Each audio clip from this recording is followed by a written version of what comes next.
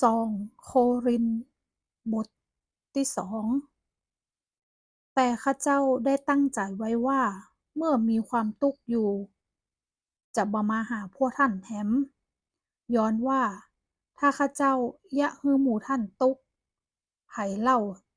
จะอยากให้ข้าเจ้ามีความยินดีก็คือคนที่ข้าเจ้าอยากให้มีความทุกข์นั่นแหละและข้าเจ้าได้เขียนข้อความนั้นมาถึงท่านเพื่อว่าเมื่อข้าเจ้ามาข้าเจ้าจะบ่ได้รับความทุกข์จากคนเหล่านั้นที่ควรจะอยากให้ข้าเจ้ามีความชื่นชมยินดีข้าเจ้าไว้ใจในหมู่ท่านความยินดีของข้าเจ้าก็เป็นความยินดีของท่านตัวยย้อนว่าข้าเจ้าเขียนถึงท่านย้อนข้าเจ้ามีความทุกข์ระทมใจนักและน้ำตาไหลนักขนาดบัดใจเพื่อจะทำให้ท่านเป็นทุกข์แต่เพื่อจะให้ท่านรู้จักความฮักอย่างนักซึ่งข้าเจ้ามีต่อท่านทั้งหลายแต่ถ้าผู้ใดเป็นต้นเหตุยะให้เกิดความทุกข์ผู้นั้นก็บ่ได้ยะให้ข้าเจ้าเป็นทุกข์แค่คนเดียวแต่ได้ยะให้หมู่ท่านเป็นทุกข์ตัวยพ่องย้อนว่าข้าเจ้าบ่อยากจะปลักปลำพวกท่านจนเหลือเกินที่คนส่วนนักได้ลงโทษคนเช่นนี้ก็พอสมควรแล้วจะอันท่านทั้งหลายควรยกโทษให้ผู้นั้นและปลอบประโลมใจเขาต่างหากกลัวว่าคนเช่นนั้นจะจมลงในความทุกข์เหลือล้น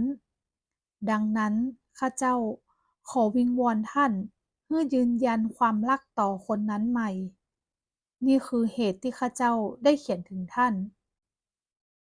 หวังจะลองใจท่านพอว่าท่านจะยอมเชื่อฟังทุกประการก่อ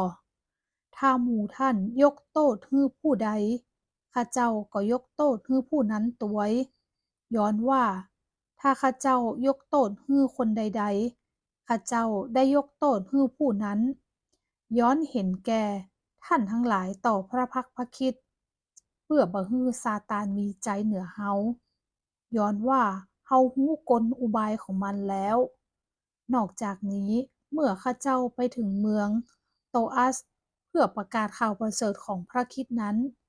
มีประตูเปิดให้แก่ข้าเจ้าโดยองค์พระผู้เป็นเจ้าข้าเจ้ายังบ่มีความสบายใจเลยย้อนว่าข้าเจ้าบ่ได้พบทิตัสน้องของข้าเจ้าที่หั่นข้าเจ้าจึงลามพวกนั้นเดินทางไปยังแคว้นมาซิโดเนีย แต่ขอบพระคุณพระผู้เป็นเจ้าทรงให้เฮามีใจเสมอโดยพระคริสต์และทรงโปรดประทานกลิ่นหอมแห่งความรู้ของพระองค์ให้ปรากฏตัวเฮาทุกแห่งย้อนว่าเฮาเป็นกลิ่นอันหอมหวานของพระคริสต์จำเพาะพระเจ้าในหมู่คนที่รอดและหมู่คนที่พินาศฝ่ายหนึ่งเป็นกลิ่นแห่งความตายซึ่งนำไปสู่ความตาย และแหมฝ่ายหนึ่งเป็นกลิ่นหอมแห่งชีวิตซึ่งนำไปสู่ชีวิตไผ่เล่าจะมีความสามารถเหมาะสมกับพันธกิจเหล่านี้ย้อนว่าเฮาบ่เหมือนคนเป็นอันนักที่ยะฮือพระวจนะของพระเจ้าเสื่อมเสียแต่ว่าเฮาประกาศโดยอาศัยพระคริสต์ด้วยความจริงใจอย่างคนที่มาจากพระเจ้า และอยู่ในสายพระเนตรของพระเจ้า